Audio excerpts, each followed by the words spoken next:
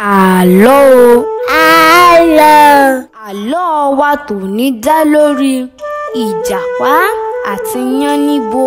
Ní ìgbà ìwáṣẹ̀, Yánibo tí ń ṣe ìyàwó Ìjàpá gbìyànjú títí ṣùgbọ́n kò rí ọmọ bí.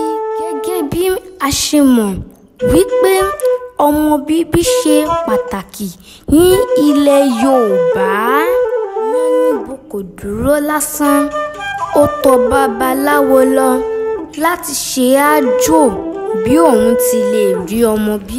Babaláwo pèsè àṣejẹ fún Yánibo.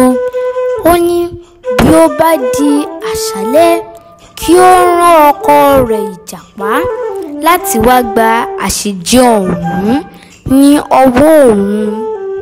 Babaláwo kìlọ̀ fún Ìjàpá gidigidi wípé oògùn yìí obìnrin nìkan ló wà fún.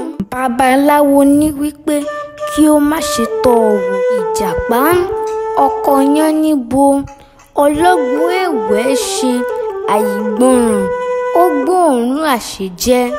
Ìjàpá tọ́ ọ wò, ó rí wípé ó dùn. Nítorí ìwà wọ̀nbílíkì ọ̀kánjúà, ó bá jẹ àṣejẹ tí babaláwo ṣe ìkìlọ̀ kí ó má jẹ. Ìjàpá ọlọ́gbọ́n ẹ̀wẹ́ délé, ó gbé irọ́ kalẹ̀ fún Yánibo ìyàwó rẹ̀. Láìpẹ́ ikùn Ìjàpá bẹ̀rẹ̀ sí ń wú.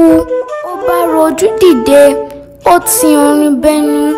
Bí ó ti ń sáré tọ̀ babaláwo lọ, tí n bá ti ń kọ́ ẹ mọ̀ wípé alùgbìnrin.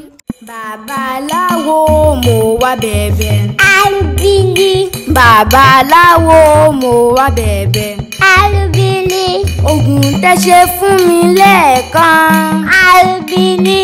Kẹ́ni má máa fọwọ́ kẹnu. Alubili. Kẹ́ni má máa fẹsẹ̀ kẹnu. Alubili. Mo fọwọ́ kan bẹ́ẹ̀ mo mú kẹnu. Alubili. Mo fẹsẹ̀ kan bẹ́ẹ̀ mo mú kẹnu. Alubili. Mo bójú okùn orí gbẹ̀ndú. Alubili.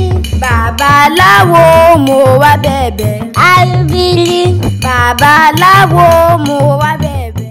Nígbà tí Ìjàpá dé ilé babaláwo, babaláwo ní kò sí ẹ̀rọ. Ikùn Ìjàpá wú títí ó fi bẹ́ tí ó sì kú. Ẹ̀kọ́ tí èmi rí kọ́ lára ìtàn yìí ni wípé èrí ojú kòkòrò, àìgbọràn, irọ́ pípa àti ìwà burúkú mìíràn máa ń fa ìpalára tàbí ikú fún ẹni.